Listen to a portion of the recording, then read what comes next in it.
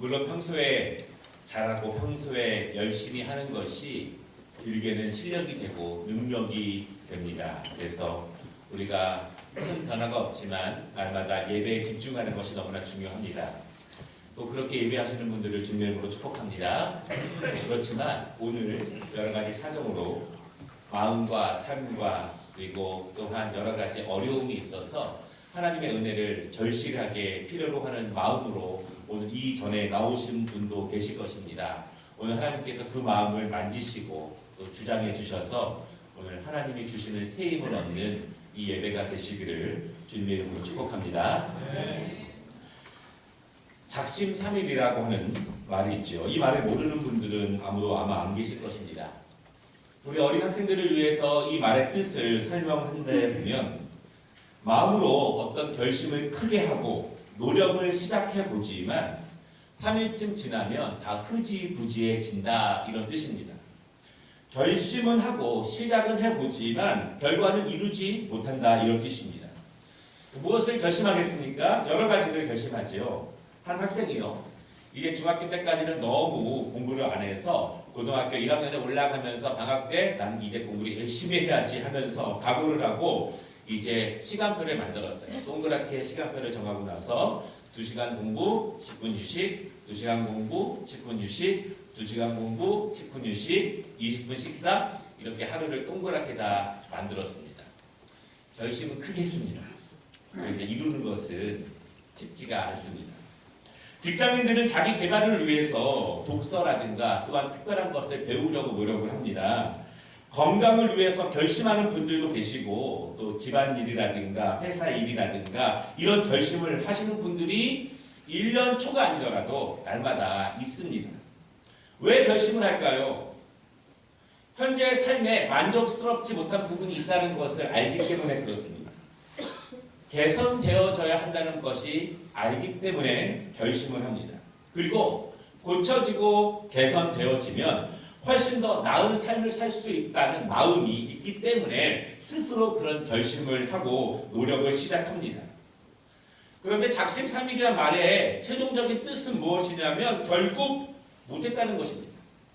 결심은 했고 시작은 했지만 고쳐지고 수정되면 결심한 대로만 내 몸이 익어지고 결심한 대로만 익숙해지고 그렇게 살면 더 행복할 수 있다고 분명히 알지만 며칠 노력하다가 다시 과거의 상태로 흘러버렸다 이 뜻입니다.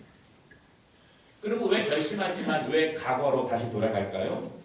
그것은 몸의 습관들이 옛날에 너무 굳어져 있기 때문입니다. 여러분 스프링을 보시면 동그랗게 촘촘하게 있습니다. 그것을 늘려보려고 하면 다시 돌아갑니다. 왜냐하면 과거의 모습으로 너무 굳게 단련되어 있기 때문입니다. 아무리 스프링이라도 잡아 당겨서 한 5년쯤 10년쯤 있다가 놓으면 다시 돌아가지 않습니다. 그렇게 변해버렸기 때문입니다. 몸뿐만 아니라 우리의 마음의 습관도 과거에 있던 삶으로 너무 오랫동안 굳어졌기 때문에 세포들이 굳어졌기 때문에 내가 시간을 사용하는 스타일과 내가 공부하는 스타일과 내가 일하는 스타일과 내가 신앙생활하는 스타일이 너무 오랫동안 굳어져 버렸기 때문에 아무리 결심을 새롭게 한다고 해도 내 몸이 짧은 시간 내에 그렇게 익숙해지지 않기 때문에 그것이 고통스럽기 때문에 불편하기 때문에 다시 옛 모습으로 금방 돌아옵니다. 조금 다른 이야기를 해보고 싶은데요. 과거에 세계 많은 나라들이 유럽 강대국의 식민지로 살았습니다. 특히 아프리카에 있는 나라들은요. 짧게는 수십 년에서 길게는 수백 년 동안 강대국에게 억압되어서 살았습니다. 식민지로 산다는 것은요. 모든 것을 잃는 거예요. 언어, 문화, 경제적으로, 종교적으로 삶의 대부분의 것들을 잃습니다. 자신의 것을 잃고 지배하는 사람들의 것을 따라가야 합니다. 힘들고 괴롭습니다. 그러나 어쩔 수가 없어요. 왜냐하면 힘이 없기 때문에 일방적으로 그 길을 따라가야 합니다. 그러던 중에요. 세계 열강들의 힘이 변화되게 되고 그러던 와중에 독립을 하게 됩니다. 자유를 얻었습니다. 이제는 억눌릴 필요가 없습니다. 누구에게 굴복할 필요도 없고 이제 하고 싶은 것 할 수 있는 자유가 있고 내 것을 찾을 수 있는 시간이 되었습니다. 사람들은 자유를 마음껏 누리고 행복합니다. 그런데 문제가 생깁니다. 처음에는 자유가 너무 좋았지만 점점 어려움이 생깁니다. 누군가의 지시를 받고 누군가가 시키는 것만 하고 또한 그것들이 몸에 너무 오랫동안 배어 있었기 때문에 그것들이 더 자연스러운 거예요.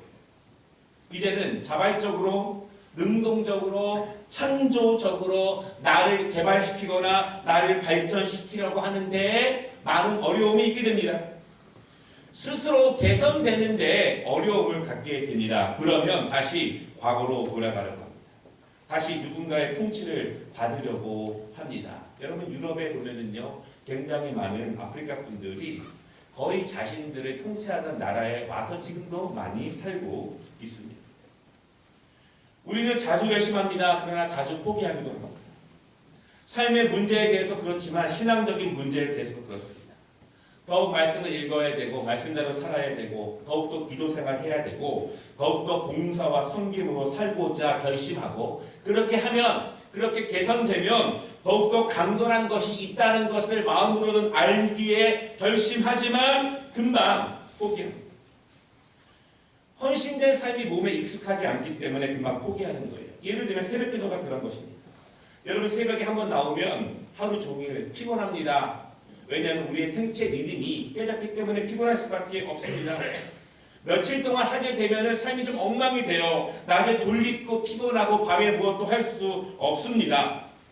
무엇인가 결심하면 내 몸이 불편해지고 어려움이 있게 되고 무엇인가 다른 지장이 있기 때문에 그것을 이기지 못한다는 것입니다. 그리고 금방 포기하게 됩니다. 불편하니까. 신앙으로 헌신한다는 것이 내가 다른 것을 내어놓아야 하기 때문에 예를 들면 새벽 기도를 여러분 한 6개월쯤 7개월쯤 해보십시오. 몸에 굳어집니다. 새벽에 나오시는 분들이 왜 나오시는지에 대해서 은혜를 알게 됩니다. 새벽 기도에 대한 예를 들었지만 우리가 신앙적으로 무엇을 결심하지만 금방 포기하는 이유는 그렇게 결심한 것을 이룰 때 실제적으로 내 삶에 내 세포에 근육에 내 생활에 어려운 점들이 오기 때문에 우리는 그것을 이기지 못하고 바쁜 일이 생기거나 어려운 일이 생길 때 다시 결심 이전의 모습으로 돌아가려고 합니다. 오늘 성경은요 오늘 제목에 있는 것처럼 다시 돌아가지 말라고 말씀하고 있습니다. 다시 돌아가지 말라 앞으로 나아가라. 오늘 이 말씀을 이스라엘 백성들에게 주고 계시는데 오늘 그 말씀이 우리에게도 은혜가 되는 말씀이 되시기를 주님의 이름으로 축원합니다. 첫째는요. 돌아갈 이유는 많습니다. 이유 없이 돌아가는 분은 거의 없어요. 돌아갈 만한 명분과 이유는 다 있습니다. 오늘 배경은요. 하나님께서 이스라엘 백성들에게 다시 애굽으로 돌아가지 말라 이렇게 말씀하시는 거예요. 왜 돌아가지 말라? 애굽은 400년 동안이나 이스라엘을 노예로 부리던 나라입니다. 여러분 400년 동안 억눌러 있으면 거기서 해방되기를 얼마나 사모했겠습니까? 하나님의 은혜로 애굽에서 나오게 되었습니다. 하나님이 애굽에서 나오는 이스라엘 백성들에게 뭐라고 말씀하시냐면 다시는 애굽을 쳐다보지도 말라. 너희를 종되게 하였고 너희를 노예로 부렸던 그 땅을 다시는 쳐다도 보지 말라. 왜 그렇게 말씀하셨을까요? 애굽에서 나오는 것은요. 우리에게는 그리스도인들의 구원을 의미합니다. 애굽에서의 삶은 죄의 노예가 되었던 삶을 의미합니다. 억압되고 죄의 결과로 살고 구원이 없는 어두움의 삶입니다. 세상의 힘에 억압되고 노예가 된 것입니다. 하나님은 전혀 거기서 나올 수 없는 이스라엘을 구원하신 것처럼 어두움과 죄의 결과에 있던 우리들을 예수 그리스도 통해서 구원하신 것입니다. 애굽으로 돌아가지 말라는 것은 쳐다도 보지 말라고 하는 것은 다시 어둠의 길로 가지 말아라. 다시 예수 믿기 전의 모습으로 가지 말아라. 다시 세상의 힘에 굴복하지 말아라. 다시 믿음이 연약했을 때의 모습으로 불순종했을 때의 모습으로 돌아가지 말라. 이것이 애굽을 쳐다도 보지 말라 이 뜻입니다. 그럼 왜 오늘 이스라엘 백성들은 애굽을 쳐다보고 애굽으로 돌아가려고 하고 있는가? 오늘 이스라엘은요 국가적인 어려움에 처해 있습니다. 한번 지도를 보면 아시겠지만 신은 강대국인 아수르가 이스라엘을 호시탐탐 넘보고 위협하고 있습니다. 그런데 이스라엘은 전혀 힘이 없습니다. 경제적으로 눈앞에까지 다가와 있는 아수르를 당해낼 재간이 없어요. 그러면 어떻게 해야 됩니까? 이스라엘은요, 저쪽에 있는 강대국인 애굽에게 힘을 의존해서 도움을 요청해서 지금 당하고 있는 어려움을 극복해 보려고 합니다. 자신들을 억압했던 애굽, 자신들을 400년 동안이나 종로로 시켰던 애굽, 그 애굽을 다시 의지하려고 하는 거예요. 지금 내 눈앞에 아수르가 군사력을 가지고 이 이스라엘을 삼키려고 덤벼드는 그 상황 가운데 내가 힘이 없기 때문에, 내가 그들을 이길 재간이 없기 때문에 그들을 400년 동안이나 노예로 부리던 애굽에게 도움의 손길을 내미는 모습을 보게 됩니다. 그때 하나님은 말씀하신 거예요. 애굽을 쳐다도 보지 말라. 애굽으로 돌아가지 말라. 지금 너희가 감당할 수 없는 어려움이 있다고 해도 다시 과거로, 다시 구원전으로, 다시 결심전으로 돌아가지 말라. 오늘 이사야가 이스라엘 백성들에게 간곡하게 호소합니다. 너희가 애굽을 의지한다면 애굽이 너희를 잠시는 도와줄 수 있다. 그러나 그들은 곧 너희를 삼키려 들 것이다. 그들은 계속해서 400년 동안 너희를 부리던 그것을 기억하고 그리워하고 있다. 그리고 조금만 틈만 있으면 다시 그 옛 영화로움을 맛보고자 너희를 삼키려고 덤벼들 것이다. 애굽으로 돌아가는 것은 너희가 사는 것이 아니요, 잠시는 아수르의 손에서 구원을 얻는 것처럼 보이지만 그것은 다시 죄의 노예로, 세상의 노예로, 어둠의 노예로 들어가는 것이다. 이렇게 말씀합니다. 여러분, 결심을 하고 포기를 했습니다. 마음이 평안하십니까? 마음이 평안하지는 않습니다. 그 언짢은 마음과 괴로움이 굉장히 오래됩니다. 그리고 스스로 돌아갈 이유에 대해서 말하며 혼자 스스로 만족을 하죠. 포기하는 것이 결코 나아지는 것은 아닙니다. 우리가 신앙적으로 뜨거웠을 때가 있어요. 우리는 정말 뜨거웠을 때 결심을 합니다. 각오를 다집니다. 그리고 조금 노력해보고 시도해봅니다. 그런데 어느 순간 뜨거웠던 마음과 결심이 점점 사그라들게 됩니다. 언제 그렇습니까? 언제? 어려움이 찾아옵니다. 열심을 내지만 문제는 또다시 만납니다. 신앙생활을 열심히 해도 세상적인 일은 잘 풀리지도 않습니다. 그러면 다시 돌아갑니다. 아하, 결심해도 노력해도 별거 없구나. 새벽기도 해도 엘리야 기도해도 열심히 봉사해도 별거 없구나. 다시 옛날의 모습으로 돌아가게 됩니다. 어려움을 만나면 그 결심이 포기되는 것입니다. 베드로는 예수님의 제자 중에서 수제자입니다. 예수님이 가장 신뢰하던 제자였죠. 그는 앞장서서 예수님을 잘 따랐던 사람입니다. 예수님이 기적을 베푸시는 것을 수없이 많이 경험했습니다. 예수님의 기적으로 스스로가 바다 위를 걷는 경험도 했어요. 내가 직접 바다 위를 걸어봤는데 누구에게 얼마나 자랑스럽게 당당할 수 있습니까? 그리고 베드로는 결심합니다. 나는 예수님을 위해서 죽을 수도 있습니다. 그리고 베드로는요, 예수님이 가시는 곳이라면 어디라도 나는 따라가겠습니다. 이렇게 결심을 말합니다.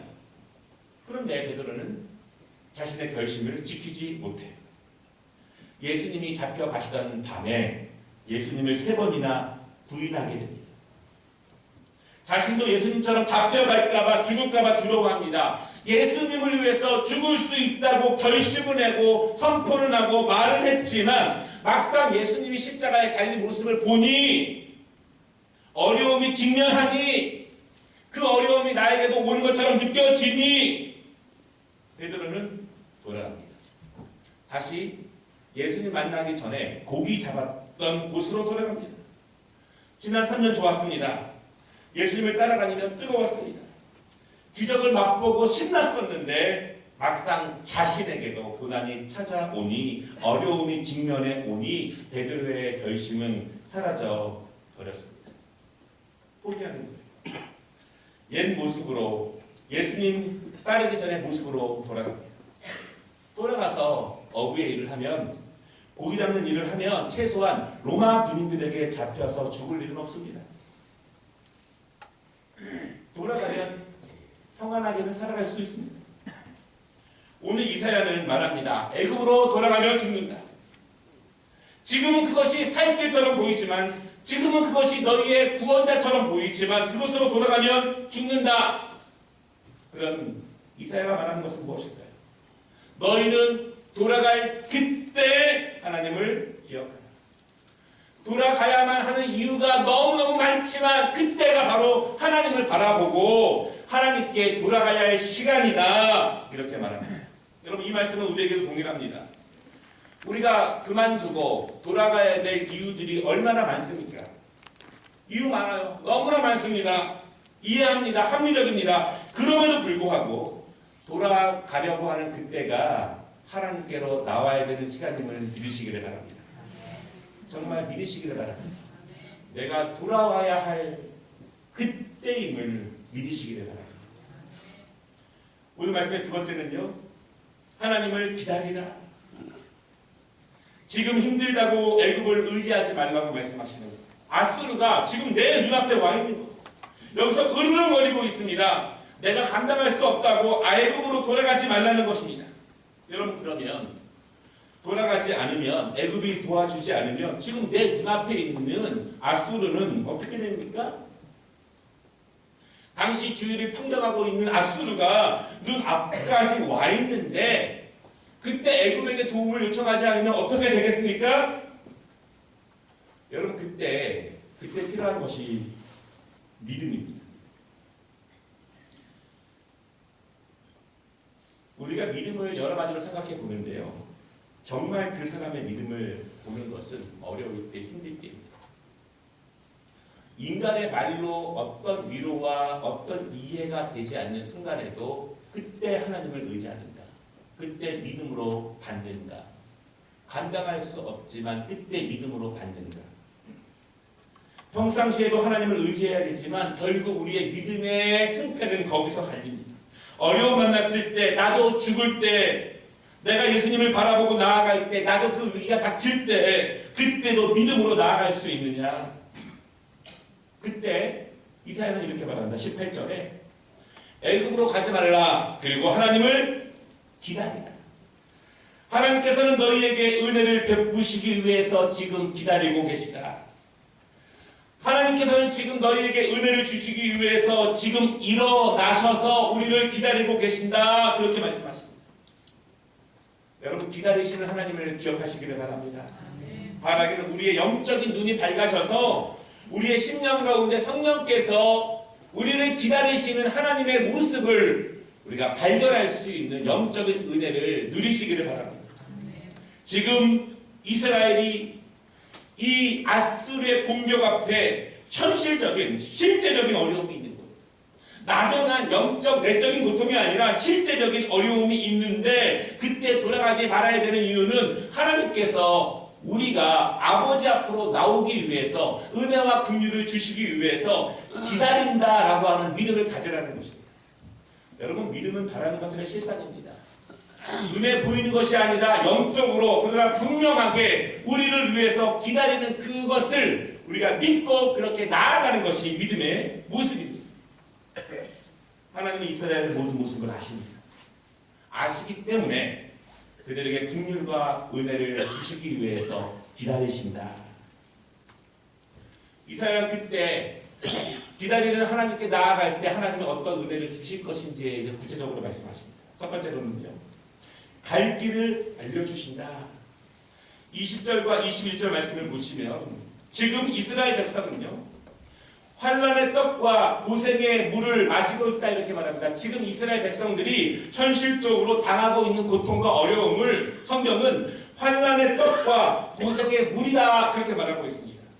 여러분, 그런데 20절과 21절 말씀을 보면 하나님께서 그들이 돌아오면 그들의 문제를 없애주시겠다, 대적을 멸하게 하시겠다 그렇게 말씀하시지 않습니다.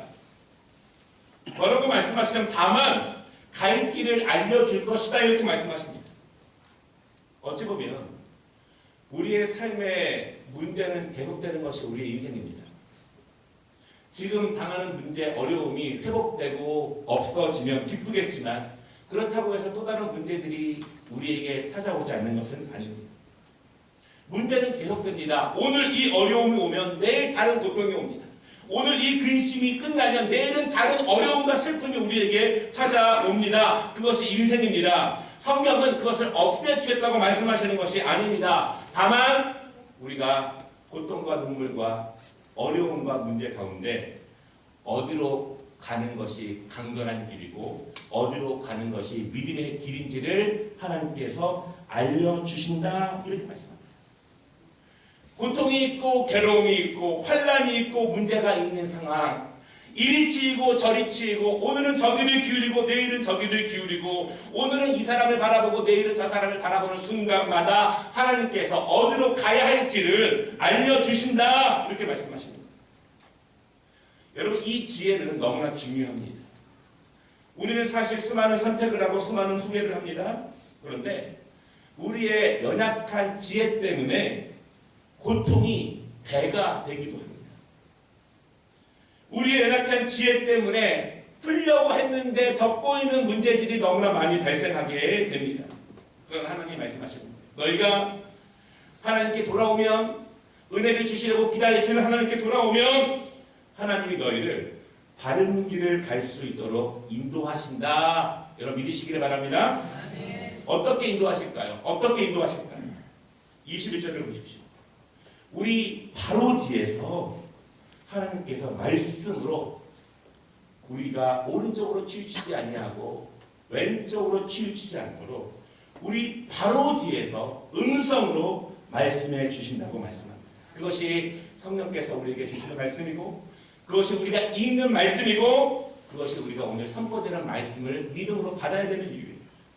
오늘 여러분 왼쪽으로 가야 할지 오른쪽으로 가야 할지 모른다면, 누구를 의지해야 될지 모른다면 오늘 이 말씀을 믿음으로 받으시기를 바랍니다. 하나님께서 오늘 바로 우리 뒤에서, 우리 바로 앞에서 이 말씀을 주십니다. 돌아가지 말고 왼쪽과 오른쪽으로 의지하지 말고 기다리시는 하나님께 돌아오라. 하나님께 돌아가시기를 바랍니다. 이것이 하나님의 음성으로 여러분 받으시기를 바랍니다. 여러분 이런 그림을 본 적 있으실 거예요.